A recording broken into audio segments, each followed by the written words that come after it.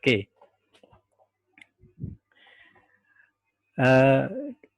Saya lanjut dari profil saya. Ya, langsung ke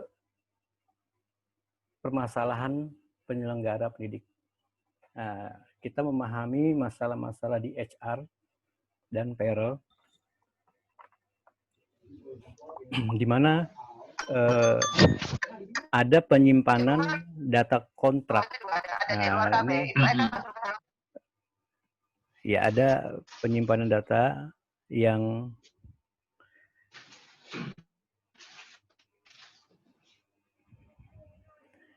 ya saya mute dulu sebentar. Ada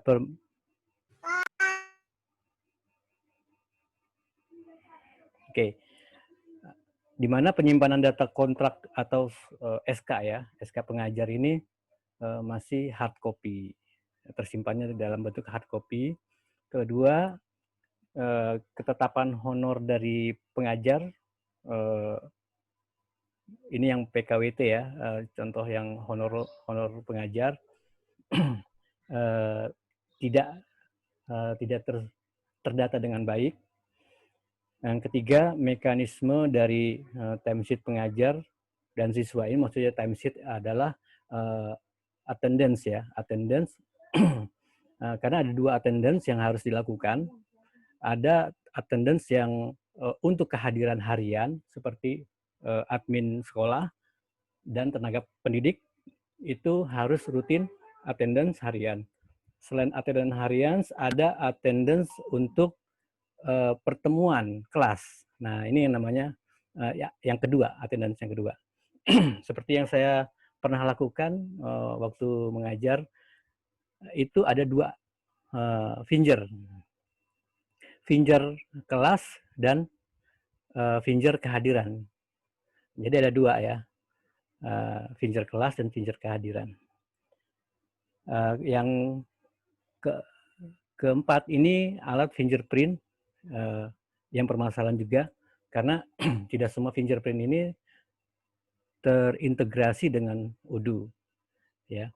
Yang kelima, belum ada manajemen HR. Seperti flow proses dari aplikan mengajukan lamaran, kemudian diproses dengan workflow Kanban, stagingnya, sampai di create employee. Nah, ini belum ada proses otomatiknya. Makanya perlu kita dalami dulu problem-problem yang ada di lapangan.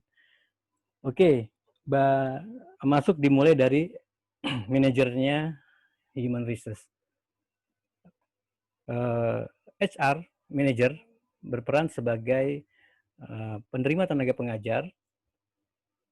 Dia menentukan alokasi cuti setiap karyawannya, memberikan budget honor untuk PKWT, ini yang akan tertuang di kontrak, kemudian memberikan penilaian, assessment, seperti appraisal, dan KPI, pencapaian dari tenaga pengajar, kemudian menyetujui cuti, dan expense. Nah, ini expense biasanya yang terkait dengan cost yang dikeluarkan untuk kegiatan dari karyawan atau tenaga pendidik. Kemudian peran HR juga sebagai memberikan penghargaan kepada karyawan, tenaga pendidik maupun karyawan lainnya.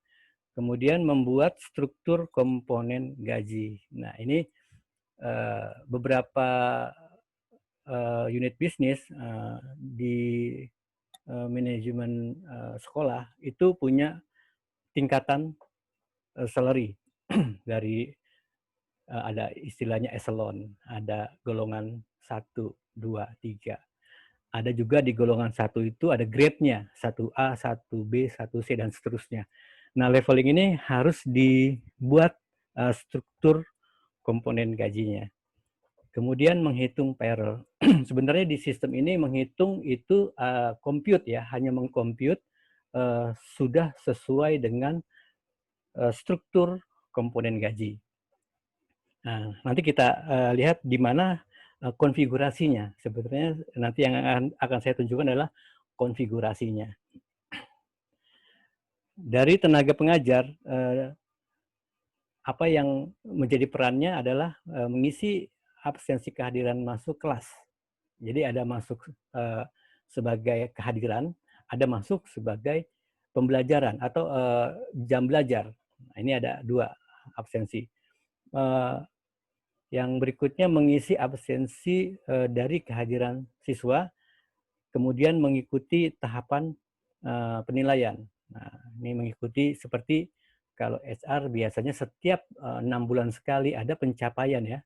Ada pencapaian yang ditargetkan kepada semua karyawan. Ini yang dalam bentuk KPI, Key Performance Indicator. Ini untuk menentukan sebenarnya endingnya kalau di industri atau di perusahaan, di pabrik, adalah honor, bukan honor ya, semacam bonus, semacam bonus. Kemudian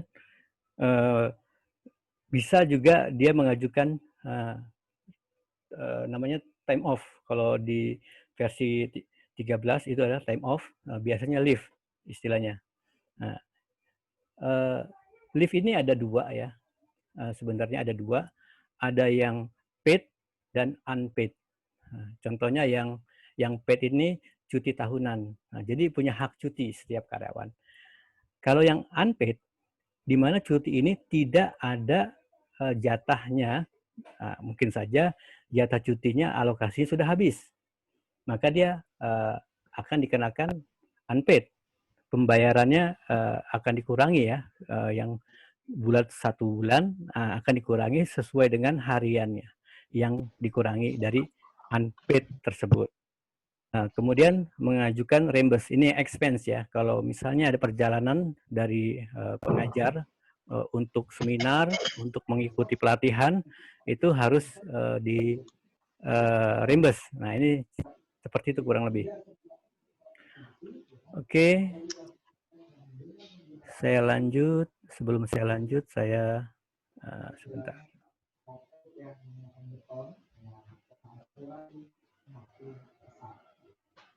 Oke, kita lanjutin lagi ya.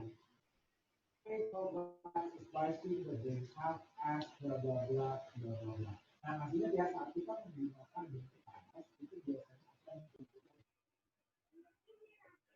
Oke ya, saya lanjut.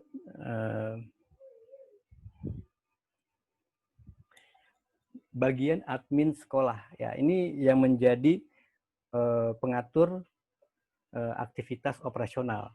Tadi ada HR manager, kemudian ada bagian admin sekolah.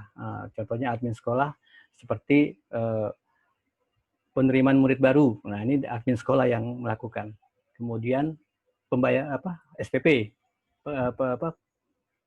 pembuatan tagihan SPP, terus belanja, budgeting dan sebagainya.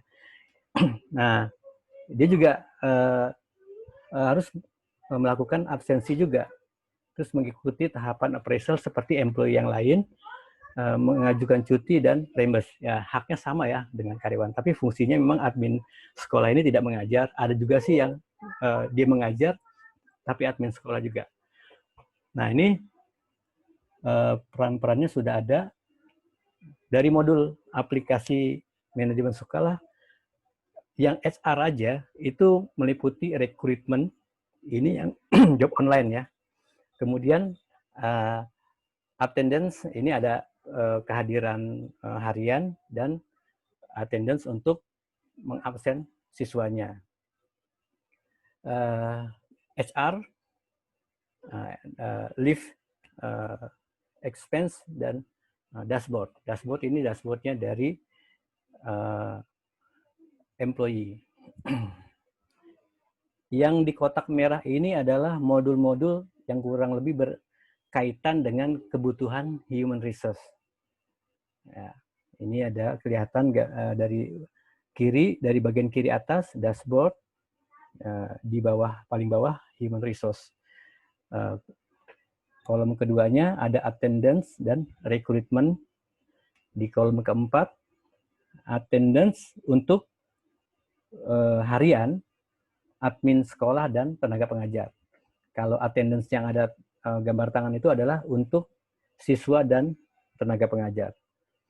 Di kolom kelima ada time off, ini untuk leave, untuk cuti. Di kolom keenam ada payroll dan expense. Nah, inilah modul-modul yang menjadi kebutuhan ya di human resource. Nah, ini contoh dashboard. Dashboard ini ada di plugin add-on-nya OCA ya, bisa diambil. Cukup menarik dari dashboard ini, ketika login maka time sheet, time attendance itu sudah terrecord. Di sini ada check out, itu ketika kita pulang kerja. Nah, ini ada check out-nya. Kemudian ada ilustrasi kontrak. Nah, kalau kita bekerja setiap tahun kan harusnya keluar satu kontrak. Atau satu kontrak untuk 2 tahun misalnya. Nah, nanti di sini akan terkumpul informasi kontrak-kontraknya sesuai dengan dokumen yang dikeluarkan oleh HR Manager. Di sini juga ada payslip, ini untuk payroll-nya, ini timesheet-nya. Di sini terlihat juga untuk identitas profilnya, ya. Ini sudah bagus ya dari tampilan. Kalau dilihat sangat menarik. Ada berapa departemen. Nah, di sini akan terlihat dalam pie chart. Nah, di sini sudah ada persentasenya dari employee yang tersedia. Ini adalah flow proses tentang kepegawaian HR. Runutannya dari mulai rekrutmen, di mana rekrutmen ini akan menyaring aplikan-aplikan yang masuk berdasarkan kriteria yang sudah ditetapkan. Nah, jadi kalau ada request resource, itu harus diajukan dulu ke HR Manager. Nanti HR Manager yang meletakkan berapa personil yang harus disiapkan agar aplikan ini bisa difilter sesuai dengan kebutuhan. Setelah direkrutmen melalui interview, dan itu interviewnya lolos, jadilah dia sebagai pegawai. Ini kredit pegawai ini adalah kalau dia adalah seorang tenaga pendidik, maka kredit pegawainya di modulnya pengajar. Tapi kalau dia sebagai admin tata usaha atau admin sekolah itu kredit pegawainya di modulnya HR. Untuk melengkapi dokumen karyawan harus dibuatkan kontrak. Nah, jadi ingat, setiap employee wajib punya kontrak, baik itu PKWT maupun permanen, nah, atau outsourcing. Nah, atau outsourcing. Walaupun outsourcing ini tidak di payroll ya, tidak di payroll, tapi paling tidak setiap history yang masuk ke dalam sekolah itu ada employee-nya. Nah, jadi employee itu bisa outsourcing, permanen, atau PKWT. Pekerja kontrak waktu tertentu. Nah, selanjutnya akan diberikan alokasi cuti. Ini biasanya kewenangan dari HR Manager. Beberapa perusahaan memiliki SOP tersendiri untuk pemberian cuti. Kalau dulu saya waktu bekerja di partner UDU, itu berdasarkan jumlah bulan yang sudah dilalui, proret. Jadi kalau sudah 1 bulan, saya dapat leave 1. Kalau saya nggak ambil, di bulan kedua bertambah 1 menjadi 2 saya. Nah, ini yang diproses kebijakan dari manajemen. Kemudian memanage cuti pegawai. Artinya setiap ada yang request cuti harus di-approve dulu. Kalau nggak di-approve, maka tidak akan ada paid leave-nya. Ketika dia tidak absen atau tidak hadir, itu dianggapnya sebagai unpaid. Artinya tidak masuk dengan tanpa alasan. Jadi harus ada yang diatur di sini. Kemudian absensi pegawai, dari absensi pegawai ada absensi pelajaran. Jadi setiap mata kuliah atau setiap mata pelajaran itu ada absensinya lagi. Jadi di sini adalah perannya guru untuk melihat berapa siswa yang hadir. Lanjut dari absensi itu ada generate payroll. Nah, di sini harus kita ketahui, UDU untuk generate payroll tidak melihat attendance, tidak melihat attendance. Dia hanya melihat jumlah cutinya. Nah, jadi harus diperhatikan. Nah, kalau yang paid berarti dia dibayar dan itu dihitung dalam 1 bulan penuh. Nah, tapi kalau unpaid, maka generate payroll-nya akan mengurangi sejumlah yang kita terima, take home pay-nya harusnya full jadi berkurang. Nah, inilah yang mengatur cuti relasi dengan generate payroll. Absensi tidak. Absensi lebih ke arah kedisiplinan. Nah, ini nanti ada istilahnya kalau dia SP, nah kena SP1, SP2 dan seterusnya. Nah, tapi tidak ada impact ke masalah di payroll. Kalau ingin dikenakan ke payroll, impact-nya biar jerah, mungkin ya biar jerah, buatkan saja satu leave yang unpaid dengan judul peringatan 1 misalnya. Nah, itu bisa diatur. Kemudian ada report payroll. Ini penting untuk bulanan dari manajer HR melaporkan sejumlah berapakah yang harus dikeluarkan dari yayasan atau dari unit bisnis pendidik ini. Ya, dari sini sudah selesai tugasnya dari kepegawaian. Ya, modul yang terintegrasi, ya di sini adalah di mana HR ini akan memonitoring pengajar, staf tata usaha, dan siswa. Nah, ini adalah komponen-komponen yang menjadi monitoring. Jadi ada yang dikendalikan payroll-nya, ada yang dikendalikan kedisiplinannya. Oke, saya langsung saja kepada aplikasinya.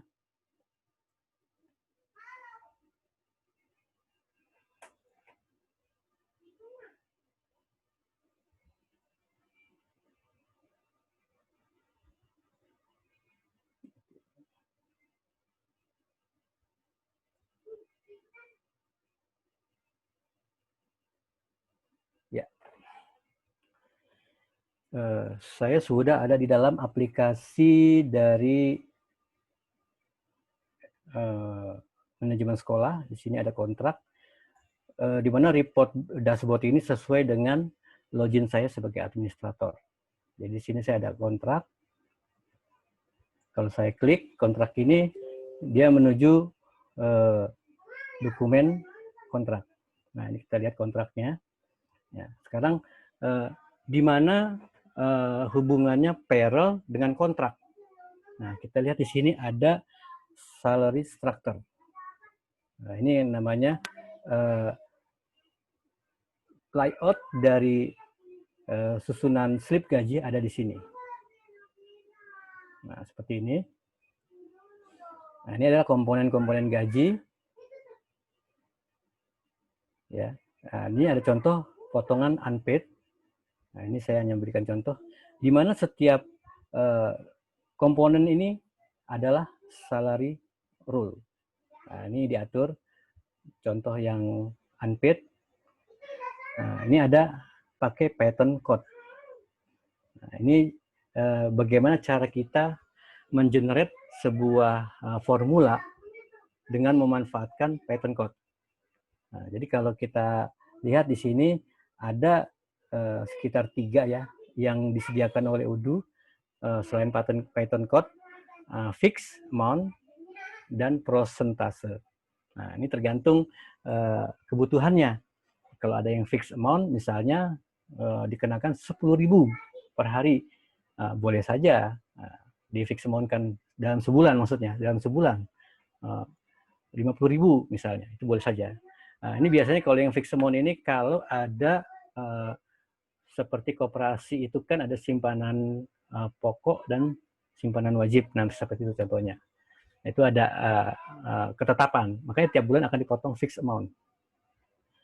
Nah, kalau yang persentase biasanya dia menyebutkan terhadap dari kontrak gaji dikalikan 0,001%. Nah, misalnya seperti itu. Oke,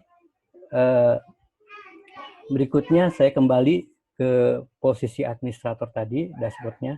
Untuk kembali ke posisi administrator, kita tidak perlu keluar dari menu, cukup mengklik bagian yang sebelumnya.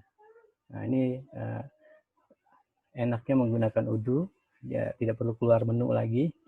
Kita lihat di sini ada kontrak term. Nah, ini kontrak term, di mana ada tanggal mulai. Kalau karyawannya ini punya masa percobaan, maka harus kita batasi dengan percobaannya berapa lama, gitu kan.